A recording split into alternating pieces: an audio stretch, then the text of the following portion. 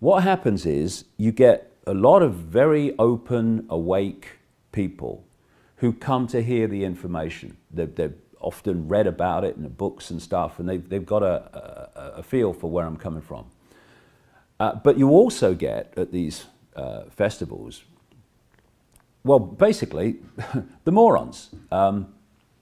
These are people, young people, because of the nature of the event, often, that have not been on the earth for that very long, but are already solid gold programmed into the system's perception of reality. So anything that's just a little bit out from their tiny pea-sized norm has got to be crazy or impossible and all the rest of it.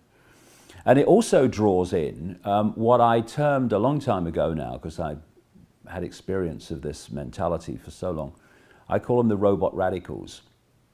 They are of the left in politics, as they see it in this ridiculous, irrelevant, actually meaningless left-right spectrum. On one side you have the robot right, and then on the other side you have what I call the robot radicals. There's no difference really, as there's no real difference between, or fundamental difference at all between fascism and communism. The difference on the surface between the robot right and the robot radicals is the robot radicals think they're so pure, and oh, we're so pure, and they wear their hearts on their sleeves, and in my experience, their brains up their arse. And you know, they've been attacking me for years. He's an anti-Semite. And the funny thing is, they never actually come and hear you. It's all second-hand and stuff taken out of context and all the rest of it. And if you stand up and you speak out against the genocide of Palestinians, a whole nation in Israel, Palestine, then somehow you're anti-Semitic, which doesn't actually mean anti-Jewish, but it's too deep for them. And I had this kind of experience in this Bestival of the kind of mix of all this, some lovely, lovely people, but also the robot radicals. And they always have the mouths, you know. I mean, robot radical, one of the things that comes with it is a big gob, it seems to me. Then they try to drown everyone else out. Oh, you're a man, you've got a big mouth. And what happened quite early on in the talk, as you'll see, is a girl jumps on the stage and reads some out of context stuff from my books. He's an anti-Semite, in other words, you know. And then what she did, after mouthing off, she left, not staying to listen what I really say and all the rest of it. Couldn't care less, because they're not into what someone's saying. They're just into posturing their own fake purity and trying to undermine and turn people against someone who's trying to point out that we, ironically, little girl in a woman's body, that we are heading so fast into a fascist global state. And so it was good, in a way, to have this mentality there as just a confirmation of how easy it is for the few to control the many when they allow themselves to be programmed with these software perceptions that they've taken from the system. You are a left-of-centre radical. This is how you act. This is what you say. Okay, yes, sir. And you are of the robot right. This is how you act, and this is what you say. Yes, thank you, sir. And so it goes on, and they think they're free thinkers. Software programs on legs.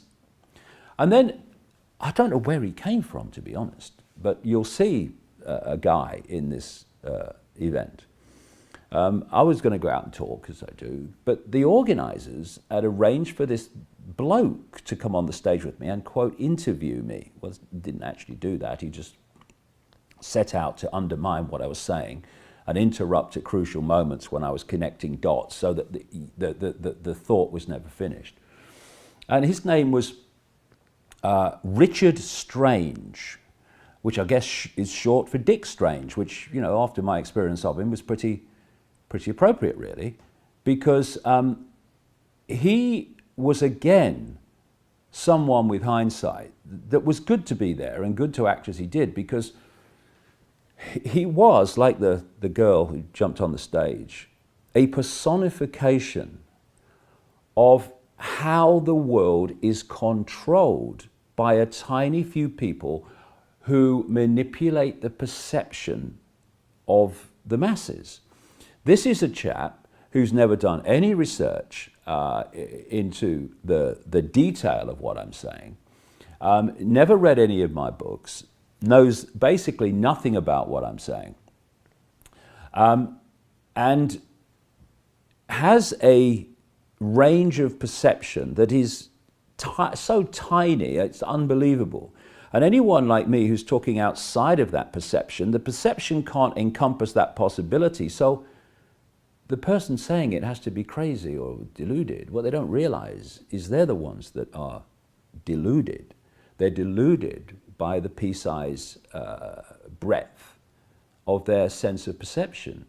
Because this is very important. If you do not have a sense of perception that is movable, then you're in a box. You're in a box of perception, and you will never get out of it until your perception of the possible moves. The other point, just finally, is that at the end, I came off, and one of the security people said, we've got a car coming to take you to your car, which was a long way away in one of the big car parks, about an hour's walk away. And I said, no, I like walking. I'll walk back, thanks. He said, no, we've had threats of violence against you, so we're going to put you in a car and take you back to your car for your safety. I said, you must be bloody joking, mate. I don't do intimidation, thank you. I'm walking back to my car on my own, which I did, actually, with a couple of people who were chatting to me in the end. And it's funny that, you know, these people who threaten this, the robot radicals, he's anti-Semitic, I want to hit him. They're the ones that go on anti-war marches and think they stand for peace. And also they think they stand for freedom of expression. But you know what they stand for? Just like the robot right? Their freedom of expression. Thus, anyone who is expressing something outside of their belief system, that is not a freedom of expression that they're prepared to accept. Only what they believe should have freedom of expression, not what they don't believe. And so you get this whole situation of, you know, I stand for peace, stop the war, I want to punch him, he's saying something I disagree with. You know, hit me with your head, mate, you know, you'll do yourself less damage, you know. So it was an interesting day, and kind of encompassed so many things. And to stand there and see, I think, you know, the majority of the audience, pretty much, that were kind of open and, you know, awakening to another reality of the world and self and everything. But they were the quiet ones. And then to have the few, well, morons, you know, I can't think of a better word than that, really. Kind of wanting to shout out with their closed minds and all the rest of it, being wound up by this guy who was, you know, as you'll see. When you see that in front of you, you see this awakening, kind, gentle, decent people. And then you see these moronic, loudmouth software programs. You realize, in fact, you see the chasm there is between that which is becoming conscious and that which is solid gold asleep. And this is the fork in the road we're at now. Are we going to awaken to something like that? Or are we going to stay in the tiny little box of software perception that perceives it is free thought? That's the sad thing. Anyway, it was a very interesting day, and here it is. Enjoy. Next up, we have author and controversial talker David Icke. But first, his son Gareth playing the theme of their new show, Remember Who You Are. Give it a round of applause, please. Cheers.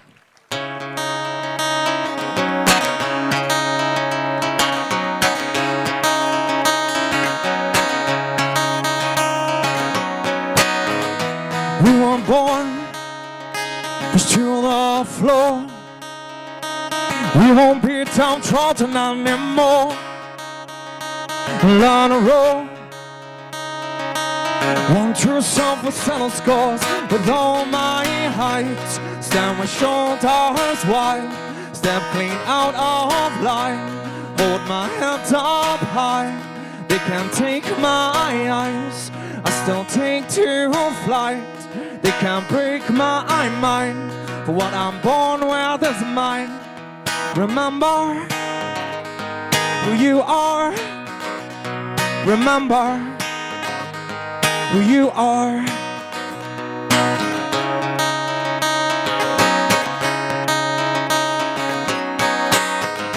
Find your feet and take to streets. And none comply with glorious belief. The best elite has no power over me. With all my height, stand with shoulders wide. Step clean out of line. Hold my head up high. They can't take my eyes. I still take to flight. They can't break my mind. For what I'm born with is mine. Remember who you are. Remember who you are.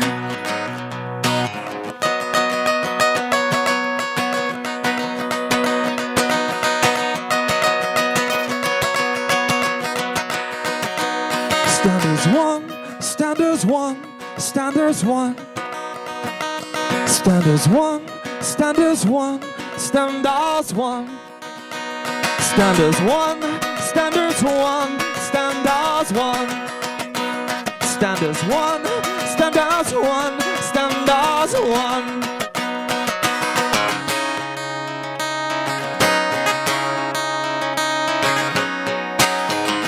Down with all my height, stand with shoulders wide. Step clean out of line. Hold my head up high. They can't take my eyes. I still take to flight. They can't break my mind. For what I'm born with is mine. Remember who you are. Remember who you are. Remember who you are. Remember who you are. Cheers, Iris. Thanks. Good afternoon. Hello. Thank you. Richard Strange, David very, very bloody strange, right? David Icke, my name's Richard Strange, and for the next hour, we're going to have a chat, basically. I suspect David might get a few more words in than I do, but that's only fitting for the interviewer-interviewee dynamic. You're here to hear what he has to say, and I'm here to press the buttons to get him to say it, I guess. I do a show in London called A Mighty Big If, which is a chat show. I normally do a one-to-one, usually with artists, so interviewing David today is going to be a new and I'm sure very interesting, provocative, maybe controversial, and certainly engaging experience for all of us. So I do hope you'll enjoy it. So give a very big hand for David Icke. Thank you. Thank you.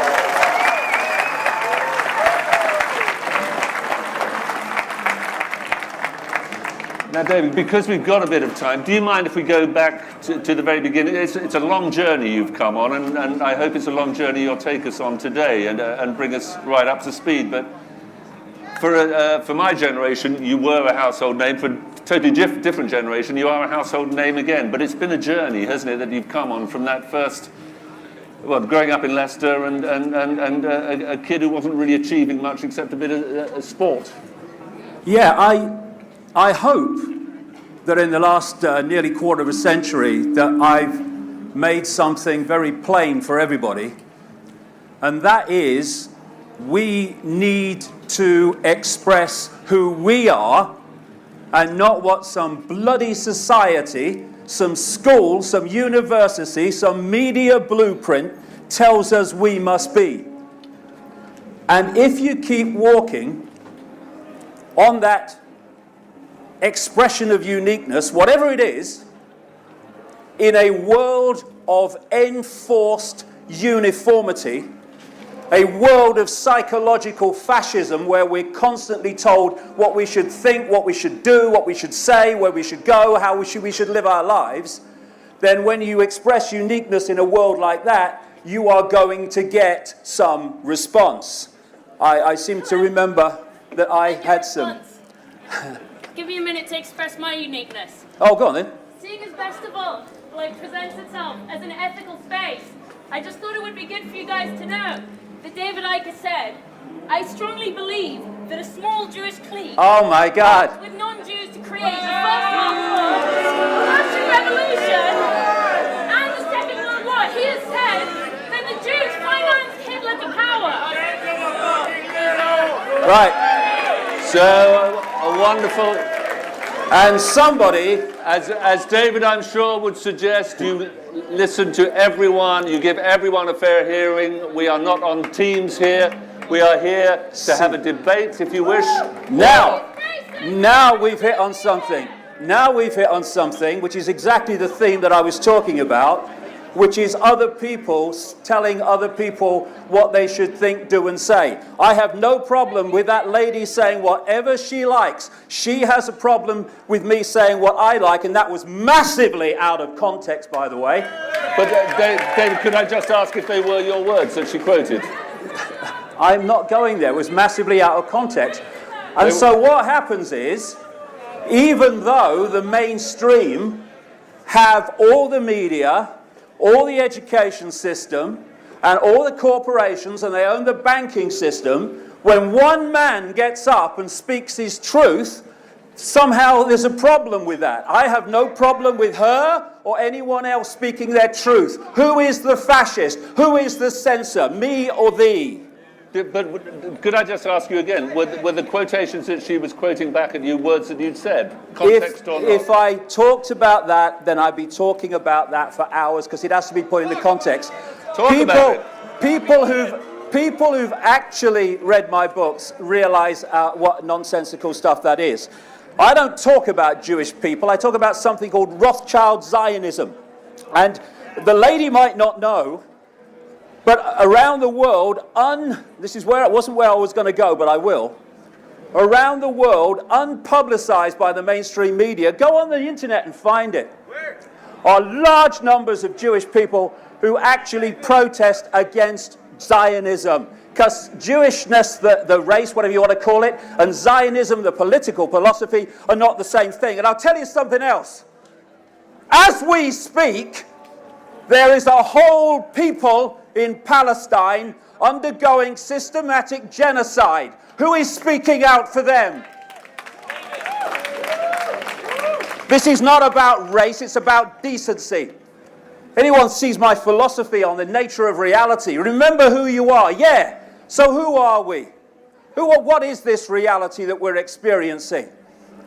We are consciousness, infinite awareness, having an experience called David Icke, Charlie Jones, or Ethel Smith. These divisions of race and religion and income bracket and all this stuff are there to divide and rule us. We are all one consciousness. Jew, Gentile, atheist, Muslim, none of them. I don't care. These are just labels. These are not who we are. These are just titles for our experience and our belief system, which pulls us into a tiny fraction of who we are. How many people get up in the morning and think, hey, I'm all that is, has been, and ever can be, having an experience? No, we get up and we say, I'm a Jew, I'm a Gentile, I'm English, I work in the store, I'm a banker.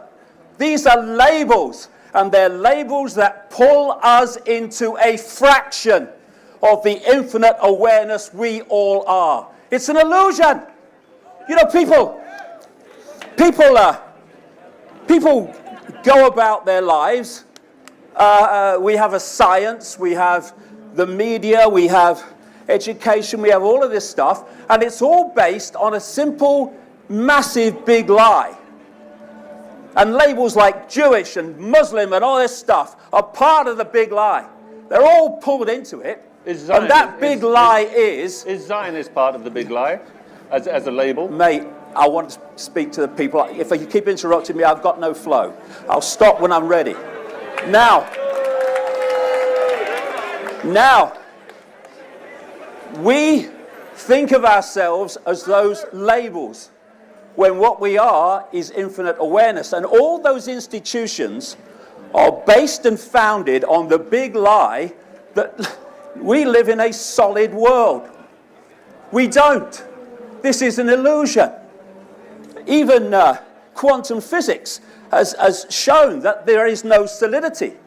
So if this is not solid, even though I'm experiencing it as such, what the hell is crazy anymore?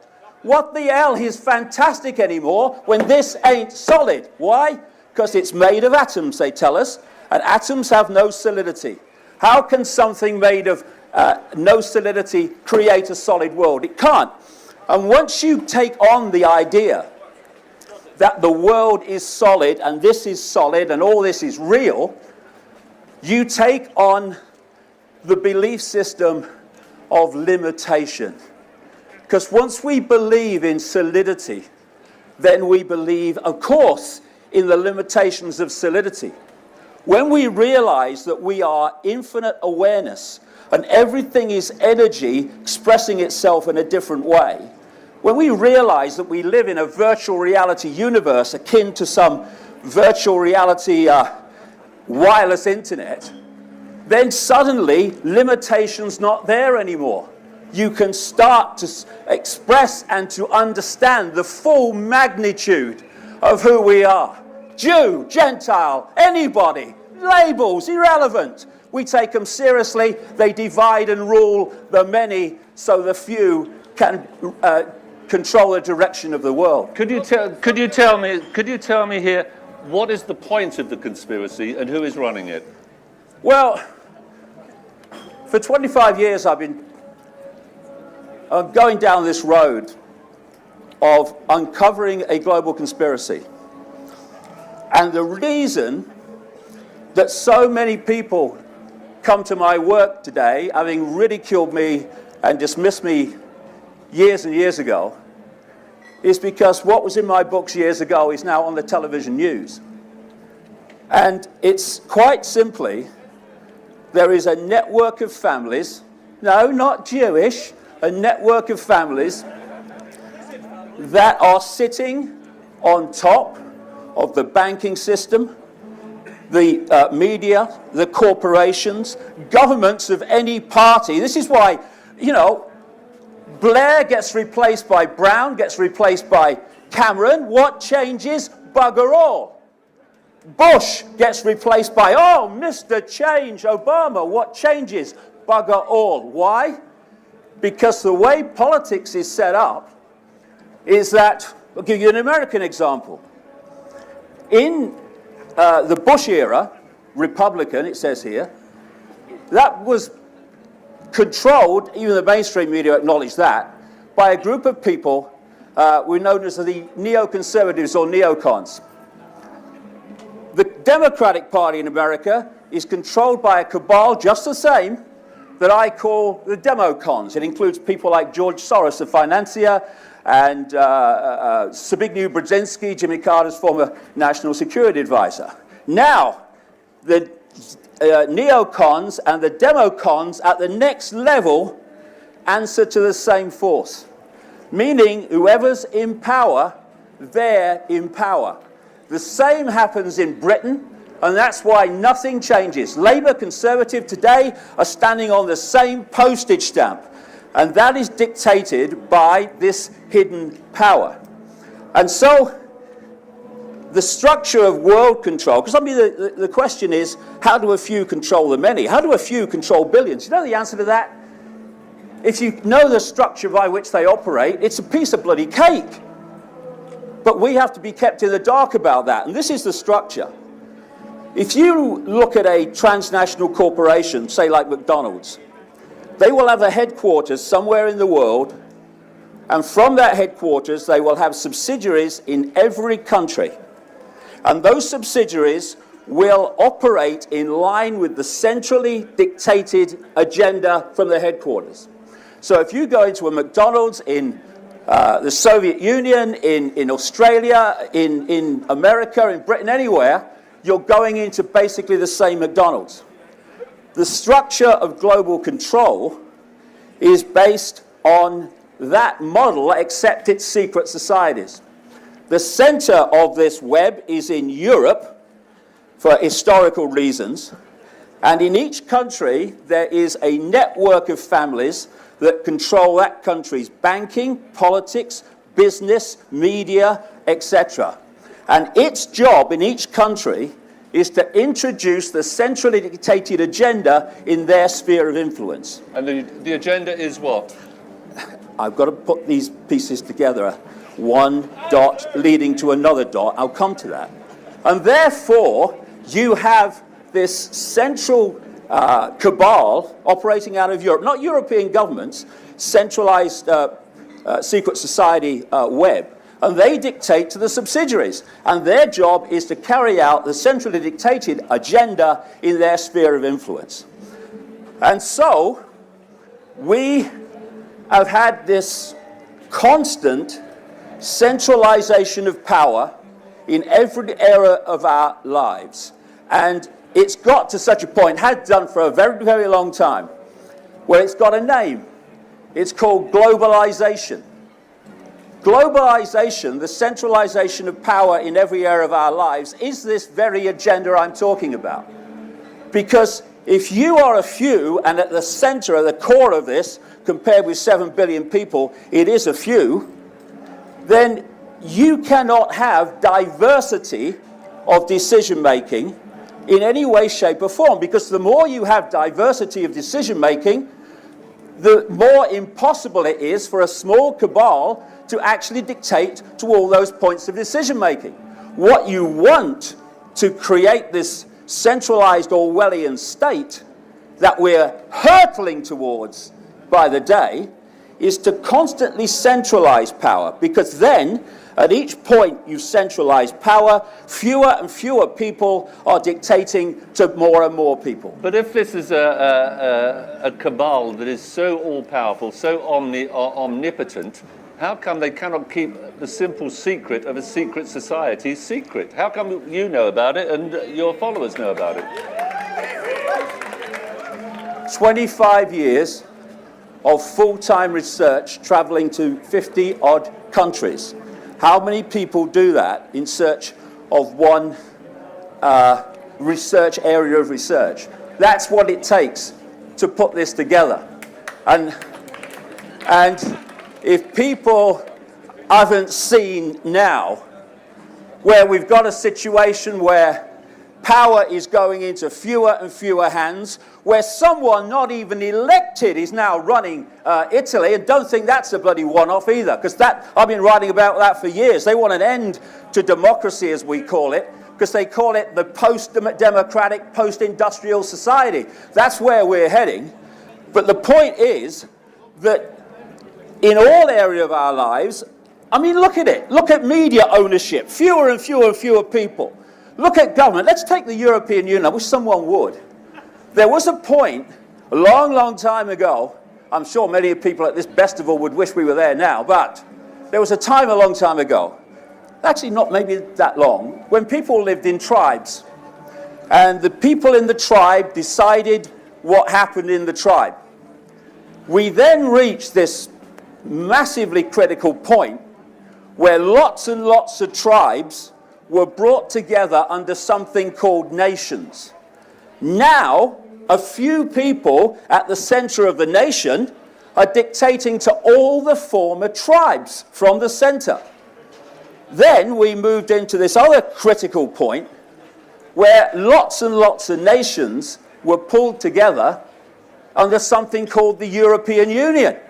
Now a few people at the center of the European Union are dictating to all the former countries, which are dictating to all the former tribes.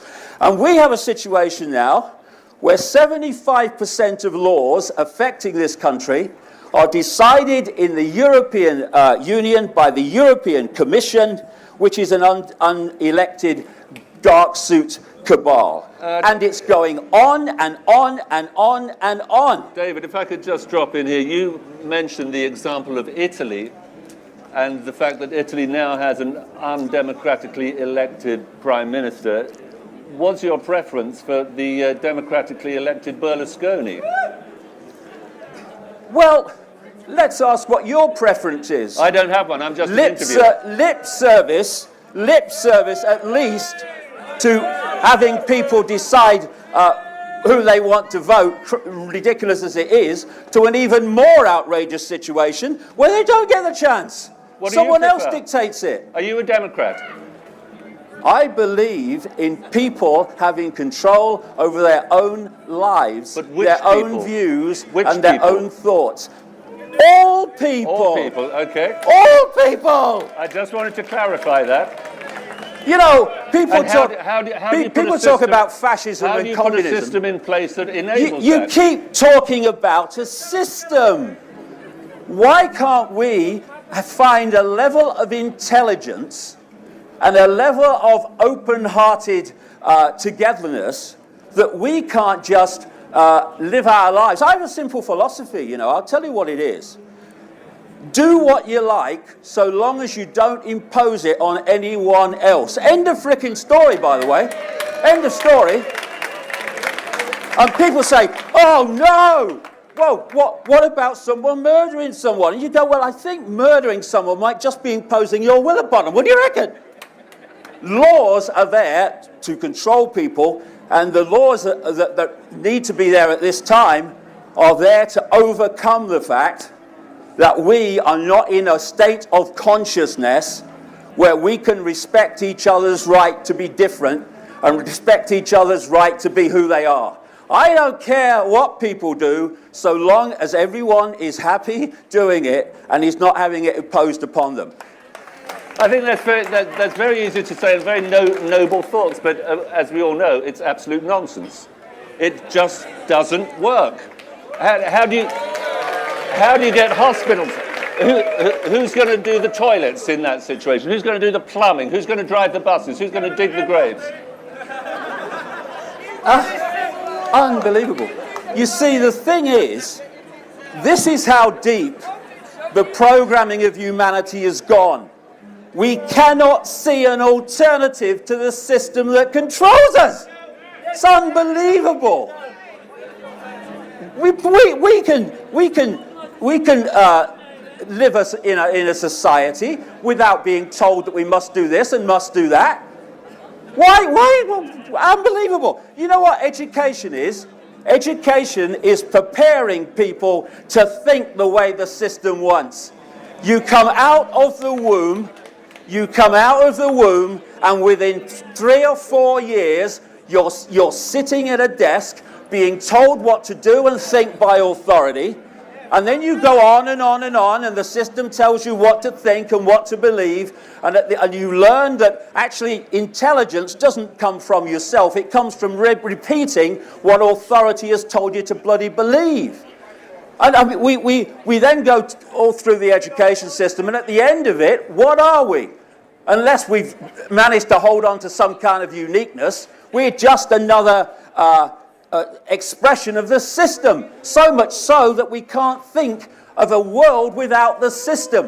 What was that line in the Matrix movie where the Neo character, the Morpheus character, was talking about people in the system being so inured, so controlled by the system that they fight to protect it? What do you think troops are doing when they're slaughtering the innocent around the world?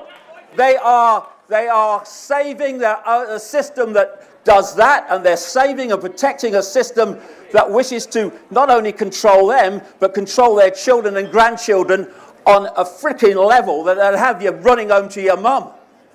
People have no idea what's coming if we don't wake up, grow up, and open our minds from the programs that enslave us. For goodness sake. My grandchildren are going to have to live in the world that people looking the other way, not my problem, or no, he's just mad, are going to have to live in. How bad does it have to get? Look at it in this country.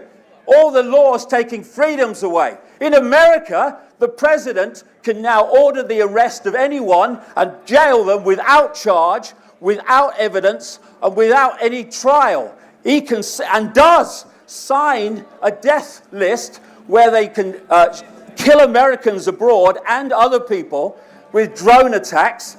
No judicial even, that's bloody corrupt as well, but no judicial oversight. It just signs it. This is going on in our world now. But how bad does it have to get before we wake up and roll this back? Because if we don't, my God, we're going to regret, well, I'm not, I'm doing my bloody best, but people are going to regret this for a very long time, like the rest of their bloody lives. And I tell you what they're going to have to do. These policemen and uniforms and dark suits that are bringing this in by the day, those people in the community who are going, no, he's mad, oh no, that would never happen, they'd never do that. They're going to have to look their children and grandchildren in the eye at some point. When their children say, Mummy, Daddy, what were you doing when this Orwellian fascist dictatorship came about? And they're going to have to say either, I was watching EastEnders, honey, or in the uniforms and the suits, they're going to have to say, I was helping to bring it in, honey. For goodness sake, wake up. David, do you think it's possible to have shades of political opinion without having to necessarily subscribe to the idea of secret reptilian societies controlling the whole world? Do you think there might be just a little bit more subtlety in the world than that? You're a nice man. Okay, let's take that on. I don't give a shit. I don't give a shit. I really don't. You know what, the one thing that ridicule cleared out of me 25 years ago? The fear or concern with what other people think of me. And I'll tell you that is the greatest freedom you can imagine. How many people in this world can say that? Eh? So let's take the reptilian thing on. You know, look at you. I've seen more brains in a tin of peas. Anyway, listen, let's just look at this, shall we? Do you know that one of the greatest prisons that people live in, and one of the greatest ways that we are enslaved while denying it, is the control of the perception of the possible. If you control the perception of the possible, boom! Anything that happens outside of that, your perception of the possible is going to dismiss it as impossible. And so, if you don't realize that it's possible to mind control someone, to go and shoot people en masse with a gun, then when it happens and the government gives you their official version of it, your perception of the possible has nowhere else to go except the government explanation. There can be no other. But when you open your bloody minds and do a bit of research and remove the arse from the sofa, then you start to expand your sense of possibility and therefore have other possibilities with which to question the lies. Yeah. Now, okay, reptilian entities, okay. Your phrase, people here. Your phrase, not mine. People, yes, of course it's my phrase. It's in all my books. Anyway, okay, how many people here think at this moment that they can see everything there is to see in this space? How many people think that? How many people think that? Right. I see, that's hilarious. You know what you can see is a tiny, tiny frequency range, so tiny it's laughable, called visible light. That's all you can see. Okay, you know what X-rays can see and infrared cameras can see, and that's only a little bit out from this frequency. Can you see that now? So who put their hand up that they could see everything in the space here? You can't even see what technology can see. And if you look at what mainstream science says is exists in this universe as mass and matter, what they call dark matter, dark energy, and all the rest of it, the electromagnetic spectrum is around 0.005% of that. Some people say a bit more, but not much. Visible light, which is all you can see and decode into a visual reality, is a fraction of the 0.005%. So, here's the question. What goes on in the other almost totality of the universe? What goes on in there? What goes on in there? You haven't got a clue, have you? You haven't got a clue, and I haven't got a clue about vast amounts of it, but I am open enough to realize I don't know, and therefore I'm open to other possibilities. You are going, I don't know, nothing exists. And a few people can't control the world. It's a piece of piss. How do they do it, and why? We are... Why? This is just a very simple question. Why do they change? Why do they control the world? What is in it for them? They want total control of human society. If we go really deeper into it, they're feeding off energy.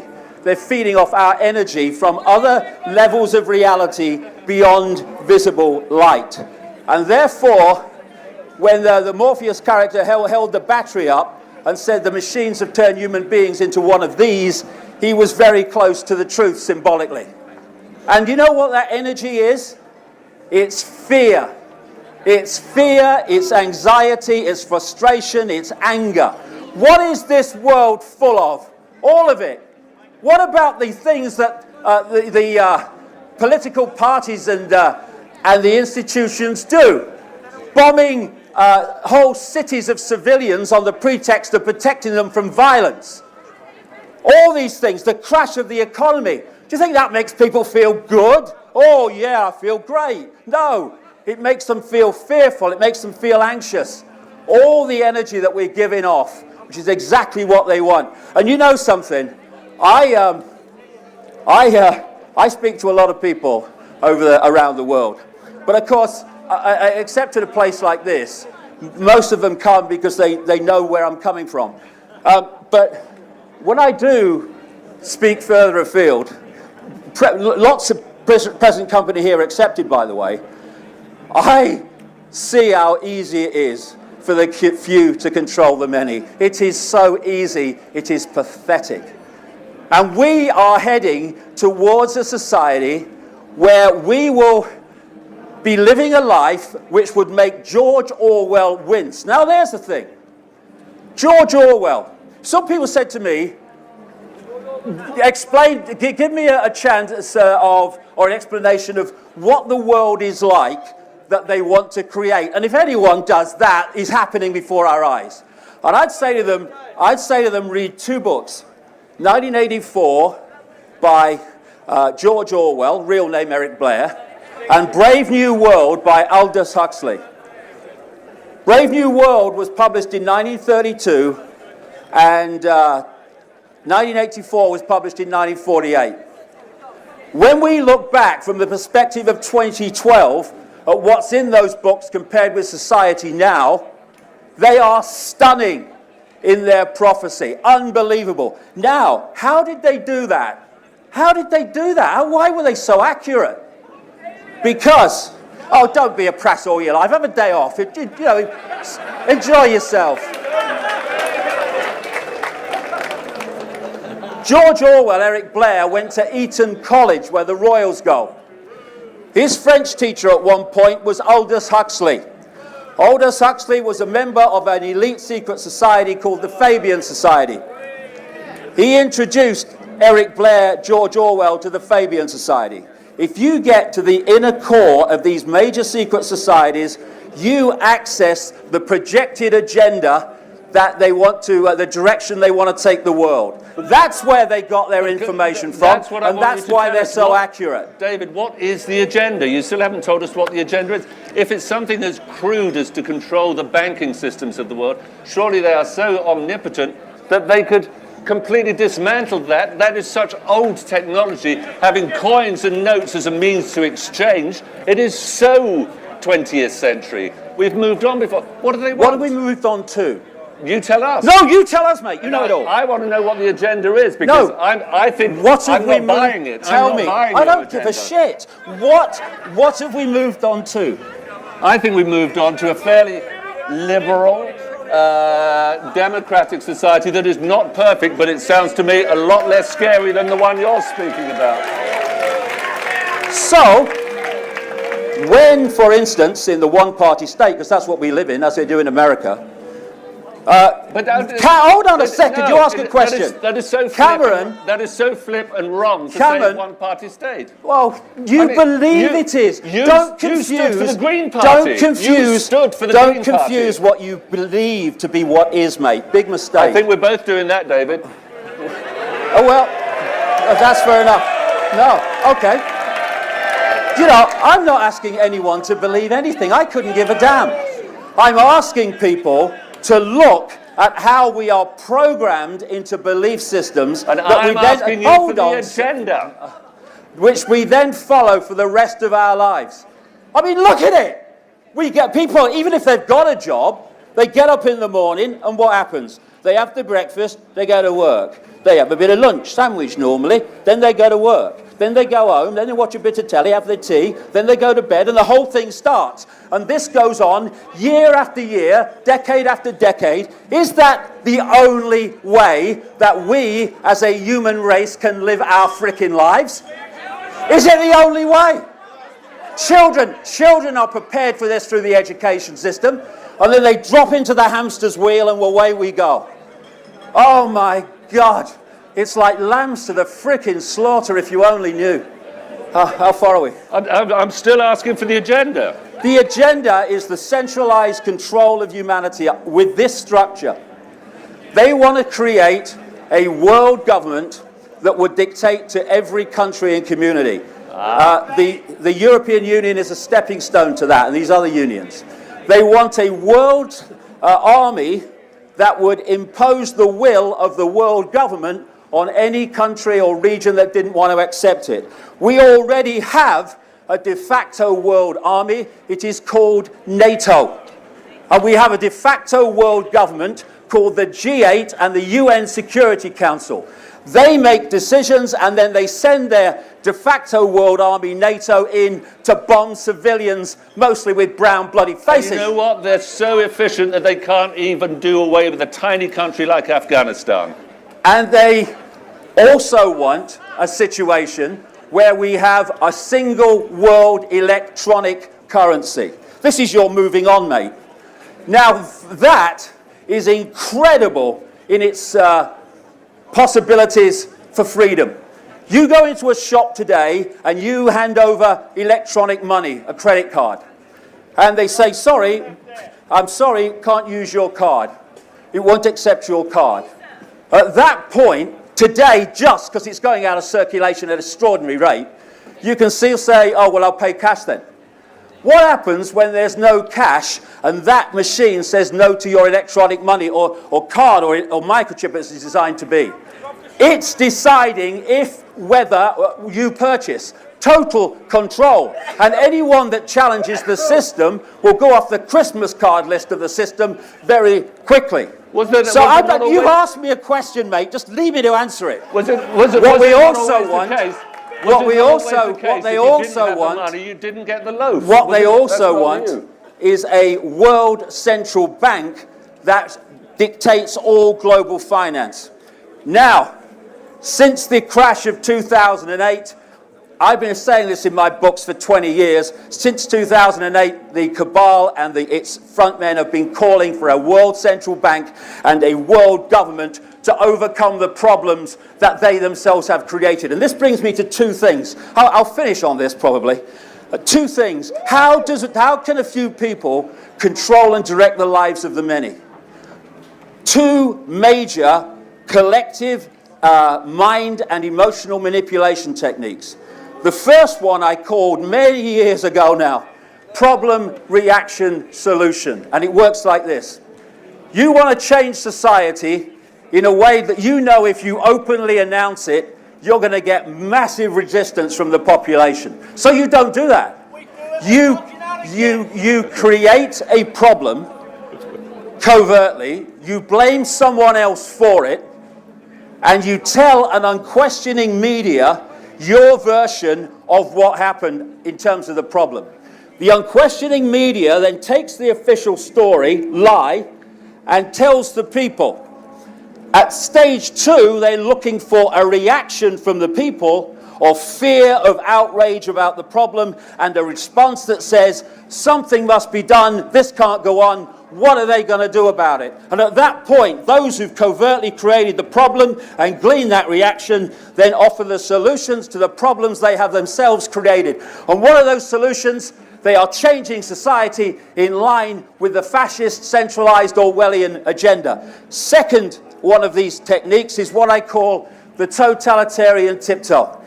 It goes like this. You're at A, you know you're going to Z. But you know if you go in big leaps to Z, the change is so blatant that people look up from the game shows and EastEnders and go, what's going on? And so you don't go in big leaps, you go as fast as you can get away with, but not so fast that you alert too many people to the pattern. And eventually, you get through by making these steps, each promoted as totally unconnected to all the other steps, but when you put them together, they're going in the same direction. I've just described how the European Union came into being. It was sold years ago, back in the 50s, as a free trade zone, good for jobs. But provable fact, their own documents. There was a man called Jean Monnet, so-called father of Europe. He wrote it in a letter to a friend on the day after I was born, April the 30th, 1952, and said, and I paraphrase, we are going to go to the superstate in steps. This is in 1952, and each one is going to be sold as having an economic purpose until we cross the line where we've got so much control that the job's done and people don't even know it's been done. And they're still doing it. When you want a world single currency, the euro is not an end, it is a stepping stone to an end. The euro was brought in simply to mop up the mark, the guilder, the lira, and all the other currencies of Europe. In one swoop, gone! And now they're just in the process, eventually, not necessarily tomorrow, of crashing the euro, and they'll go on to the next step. We have so many constant problems in the world, so many crises, for goodness sake, because under problem, reaction, solution, you need constant problems and crises to offer constant solutions to keep this moving. Look where we are, for goodness sake, in terms of human freedom. Cameron came in and said, I'm going to roll back the Big Brother state. What has he been? The Big Brother state on bloody steroids. Because there's no contract when you run an election campaign, no contract between you and the people. Obama can say, I'm going to close Guantanamo Bay and then get into power and not do it. There's no contract. This lady, Prime Minister of Australia, can come to power saying there's not going to be a carbon tax under my government and then introduce it. No one can stop her because there's no contract. It's simple. Tell them what they want to hear. Get the vote. Do as you frickin' like. How much longer are we going to take this? Okay. Human race, get off your knees. I think we might just take a couple of questions here before we wind up on what's been a very interesting talk. Hold on a minute. If I could just say, David's book, or David's books and tickets for his shows are, of course, available with this very same electronic currency that he purports to so do you know something? If I could personify how easy it is to control the world. Yeah. Okay, so a question from the gentleman down here. Unbelievable. Babes in bloody arms. What? Why is it? I've asked that question many times. Why lizards? Oh, why lizards, Dave? Okay. Why not? Well, why not? Why humans? Why humans? Why humans? Why not? Why humans? No, it is. It is answering you. You're saying to me, why lizards? And I'm saying to you as an answer, why humans? Why not? Why not lizards? That's unbelievable. That's the level of debate that we've reached. Why the humans? answer to why is why not. Lady over there. So humans, here we go. I want to pick up this point. Okay. Why humans? Because humans have 2 legs. Okay, so here we go with the state of possibility banging against the belief system. So this, only humans, any color human, can a black human have 2 legs? Yeah, I suppose they can. They can, a black human can, a Jewish human can, an English human can, but no other genetic form can have 2 legs. What? What? What are you talking about? Why not? I didn't say that. You did. You regret saying it, but you said it. Just tell us about the lizard. I can't hear that.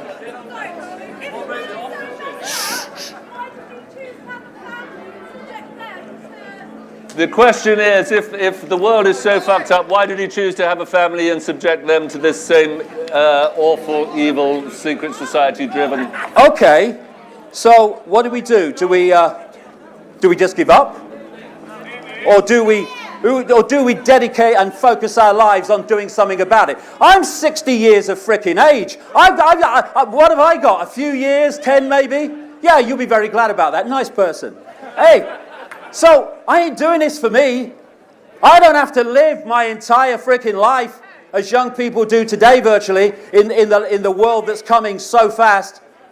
I've just done this because I believe it's right. And the fact that you get ridiculed for doing what you believe is right shows how mentally disturbed much of the human race is. Lady here. Lady here. How much are you getting paid? I am doing... yeah, here you go. Here you go. Do you know something? I've come here to talk to this group for fuck all, okay? Fuck all.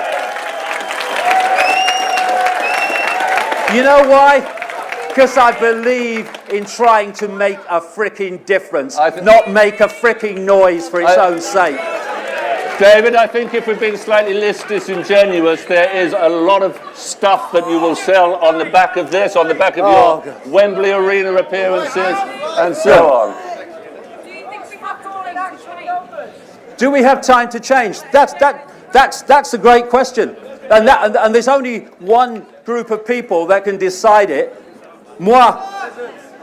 Because if we go on living out the programs of suppression of possibility, we are going to live in a global fascist state within a decade. And I'm probably being optimistic. And have you noticed how many times I've used the word fascist in terms of this system?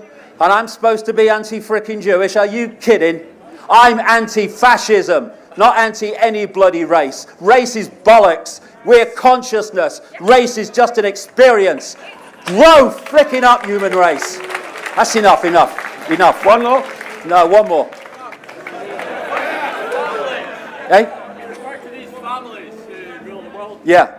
who are they? Who are the families who rule the world is a question. The royal families of Europe are among them. The House of Rothschild, the House of Rockefeller, the major banking families of the world, the major corporate families of the world. And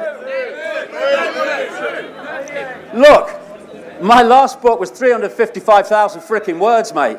If you're interested in the names and the detail, read the frickin' thing. Oh no, I have to tell you everything. Bugger off. Read it. You want to know the names, you read them. Take some power back. Get informed. I think it was a very simple question, David, but if you do have to buy that 355-page book... Hey, give us your... I'd say give me your address and I'll send you one, but you wouldn't bloody read it, so... Well, give it then. Give your address, I'll give it you. Okay, I think... David, are you finished, or do you want... I'm finished, yeah. I tell you Ladies what, and gentlemen, that was, is, and will be David Icke. Thank you.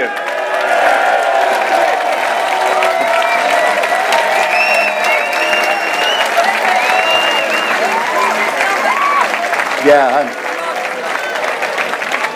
Hey, for those that listen with an open mind, thank you and congratulations. For those who listen with a closed mind, 5 to 10 years from now, you're going to remember this moment. See ya. All the best.